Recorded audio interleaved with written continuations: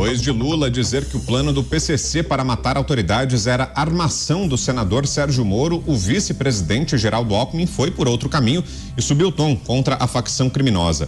Há 2 dias, a Polícia Federal iniciou a Operação Sequaz para desarticular o grupo e prendeu criminosos em 4 estados. Em vídeo publicado nas redes sociais, Alckmin afirmou que o governo não se curvará diante de ameaças criminosas e alegou que já recebeu outras ameaças enquanto governador do estado de São Paulo por trabalhar em prol da segurança pública. O vice-presidente ainda parabenizou a Polícia Federal por desarticular os planos do PCC.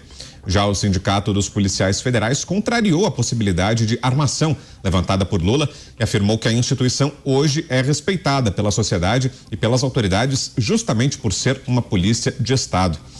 Abro o giro com você, Cláudio Dantas. Qual a sua avaliação ou análise? Tanto faz, são quase sinônimos, né, para a vida e ainda começam com a letra A, complica tudo. Pitaco. É, pitaco. Qual o pitaco, então? Qual o seu pitaco? Qual o pitaco aí sobre esse posicionamento do Geraldo Alckmin? Parpite também é ótimo. Parpite eu gosto. Parpite é melhor que todas. Boa noite, Brown, boa noite, Pavinato, Mota, Trindade e a nossa audiência espetacular. Olha, é aquela história, tá passando um estadista na sua TL. Geraldo Alckmin despertou do sono, ou pelo menos saiu aí do anonimato que tem marcado a sua gestão de vice-presidente, que, aliás, é sempre bom para o vice e para o presidente, e resolveu se manifestar. Se manifestou nas redes sociais, gravou um vídeo, fez um fio, né, como a gente costuma dizer ali no Twitter, e disse aquilo que precisa ser dito, aquilo que o presidente da República precisava dizer. Elogiar o trabalho da polícia, do Ministério Público, de todos os investigadores e repudiar esse tipo de crime. Trata-se de um crime gravíssimo. Ele, naturalmente, como ex-governador de São Paulo, alguém que enfrentou o PCC, que teve de lidar com situações gravíssimas, né, com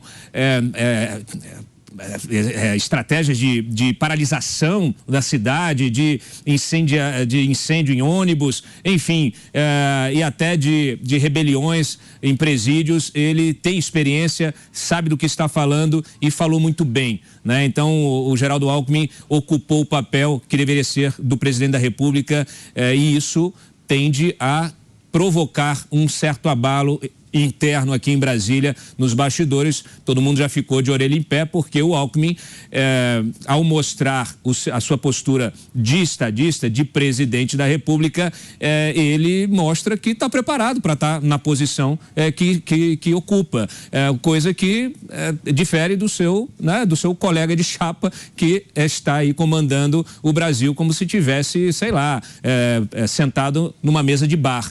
Então, o Lula deixou aí um rastro de destruição, de desagregação política, contrariando falas de seus próprios ministros, desrespeitando a Polícia Federal, desrespeitando as instituições, desrespeitando a democracia, desrespeitando o Senado, desrespeitando a sociedade que sofre todos os dias com esse problema do crime organizado, da violência urbana, de gente sendo sequestrada, sendo morta, com tráfico de drogas, enfim. Todos nós sabemos e sofremos na pele as sequelas da atuação de facções como o PCC. Então, parabéns ao Alckmin, e acho que o Lula aproveitou aí a sua pneumonia para ficar um pouquinho fora da mídia e, sei lá, fazer igual o Bolsonaro, ir lá chorar no banheiro.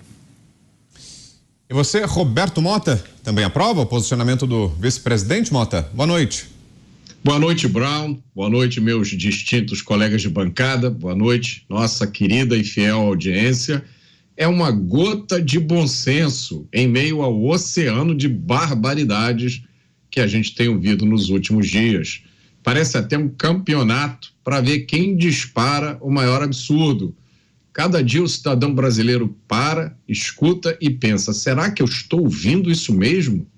Primeiro foi a defesa da descriminalização das drogas. Ora, quem defende descriminalização defende o uso. Não adianta usar de artifícios retóricos para fugir dessa responsabilidade. Depois veio uma visita inusitadamente desprotegida a uma zona de guerra no Rio de Janeiro. Depois, os impropérios dirigidos a um senador da República. No dia seguinte aos impropérios, a zombaria da descoberta pela polícia de um plano para o sequestro e o assassinato de autoridades. O comentário do vice-presidente é como um fósforo aceso em meio a uma escuridão profunda e mostra um contraste interessante entre uma posição responsável diante de acontecimentos graves e um comportamento populista, irresponsável e ideológico de uma esquerda que volta ao poder como se tivesse assumido a presidência do diretório acadêmico de uma faculdade. Agora, José Maria Trindade, no governo passado, na gestão de Jair Bolsonaro, não foram poucos os episódios em que o presidente e o vice deram declarações em sentido contrário, Jair Bolsonaro e Hamilton Mourão. Será que agora a gente está diante do início de uma relação conflituosa também entre presidente e vice, já que Lula ontem falou em armação, hoje Alckmin fez críticas contra o PCC? Será que pode ser isso? De novo, Zé, salve, boa tarde. Aliás, boa noite agora. Vitor, sabe aquela história do grilo falante? O Lula está precisando de um alter ego, alguém que explique para ele, olhe para ele ali no mesmo nível, no mesmo tom e diga, olha, você está fazendo besteira, Essa é a realidade. Muito boa noite, meu caro Vitor. Boa noite, Pavinato, boa noite, Dantas, boa noite, Mota, e uma boa noite especial a você que nos acompanha sempre aqui nos Pingos nos Is. Obrigado. Olha, Vitor, o presidente Lula, ele está derramando aqui pela esplanada dos ministérios impropérios e assustando algumas pessoas que acreditavam que realmente ele iria entender que a chegada dele agora à presidência da República era para fazer um governo de coalizão, um governo de entendimento, já que o PT está fragilizado. A história do Lula de chegar à presidência agora foi um complô contra o governo do ex-presidente Jair Bolsonaro e nada mais do que isso. É esta a composição e ele não entendeu. Todos os governos têm sempre alguém ou um grupo que diz ao presidente da República o que ele não pode exagerar e o que ele pode falar e o que pode decidir. Não é que o presidente seja frágil ao ouvir grupos, é porque mais cabeças pensam melhor e às vezes as pessoas fora ali desta pressão do Palácio do Planalto e desta bile, desta raiva, desse ódio, possa decidir melhor.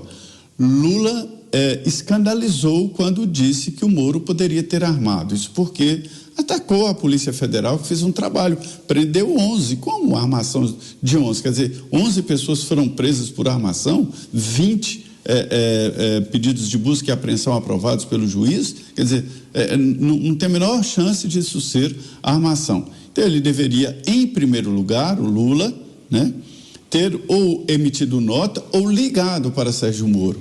Eu costumo dizer o seguinte, aquela luta brava que antecipava o UFC, que se dizia vale tudo, eu digo, nem no vale tudo, vale tudo. Não vale chute nas partes baixas, puxar o cabelo, dedo no olho. Então, presta atenção, nem no vale tudo, vale tudo. Não é na política que se pode dizer que vale tudo. E é esse o vale tudo de Lula, agredir um senador da República. Ele pode dizer, eu não apoio, nós temos divergências, mas desta forma a família e o presidente não. E essa fala de Geraldo Alckmin veio colocar as coisas no lugar. Percebo que ele não citou Lula, não usou o PCC, mas colocou as coisas no lugar. Primeiro que ele é assim, ele é mais racional. E por outro lado, ele foi governador de São Paulo, onde há dificuldades e uma gestão do PCC. Todo governo sabe que é impossível encarar de frente e derrotar o PCC. Eu costumo dizer que poucos estados da federação, entre eles, dizem aqui que é Brasília. As prisões de Brasília são livres de facções criminosas e é uma luta diária, me dizem os profissionais. Não os profissionais que estão lá, mas os profissionais que gerem isso, Troca constante de profissionais, uma linha de compliance absurda, contratação de novos logo no início para afastar. Então, assim, foi uma luta e é uma luta permanente, não é fácil. Então, Geraldo Alckmin sabe exatamente o que significa isso. Então, ele traz de novo essa racionalidade para o governo e eu sugiro, reivindico, indico que o Alckmin seja o grilo falante de Lula, ou seja, o alter ego, para trazê-lo de volta à realidade.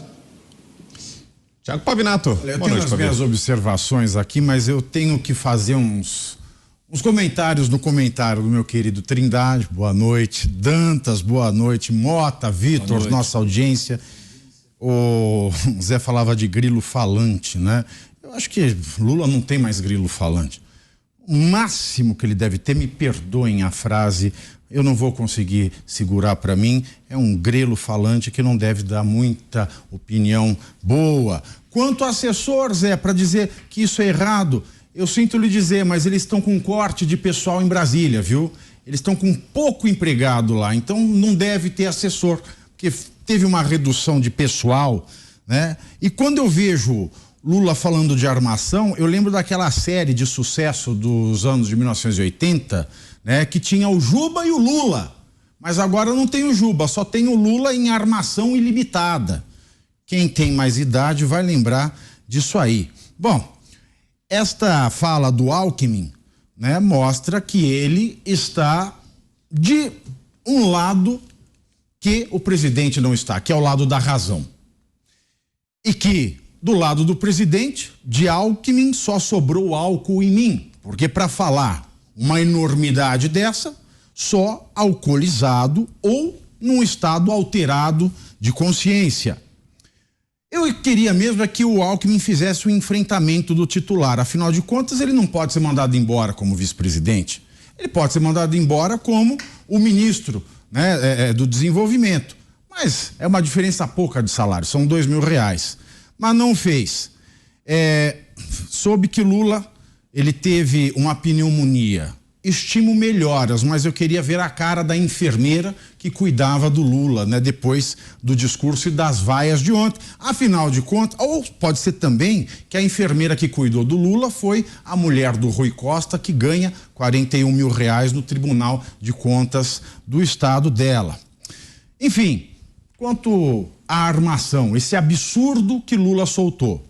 Hoje de manhã, o grupo de Telegram do Lula soltou um meme dizendo que ele salvou a vida do Sérgio Moro. Foi um post no Telegram do Lula. Se eu faço a soma da afirmação da armação do dia anterior e de que ele salvou no dia de hoje, o resultado é o seguinte: Lula salvou o Moro de um perigo que ele não corria. Lula salvou o Moro de um risco que não existia. Ou seja, até para jogar para a plateia fica ruim. E quanto à armação, eu refleti muito sobre esta palavra. Quando um presidente da República fala com todas as letras, repetidamente, sem deixar margem para dúvida de que as prisões e o desbaratamento do plano eram uma armação e que ele ia provar que é uma armação, tenho apenas duas possibilidades. Ou Lula sabe que é uma armação, porque tem informação que vem da Polícia Federal, e sabe que a operação é de mentira. Se não é isso, a única alternativa que resta, para que Lula esteja certo na sua fala, é que ele tenha informação do lado do investigado. Ou seja, o PCC tenha dito que não, nós nunca planejamos isso. Para ele afirmar que é armação, ou ele sabe que a operação é fajuta, ou ele sabe que o PCC não planejava isso. Se não for nenhuma nem outra, Lula cometeu o pior dos crimes do Brasil. Lula cometeu um crime que dá cadeia sem requisito da prisão preventiva, que é o crime da desinformação, que é o crime da fake news. E não sei o que ele está fazendo ainda, que ele pode tuitar e falar livremente. E olha, antes de seguir para o próximo assunto, vamos só mostrar essa postagem que o Pavi mencionou do Telegram do presidente Lula, tá aí na tela. Olha, PF de Lula salva a vida de Moro, com a foto do presidente e do senador lado a lado.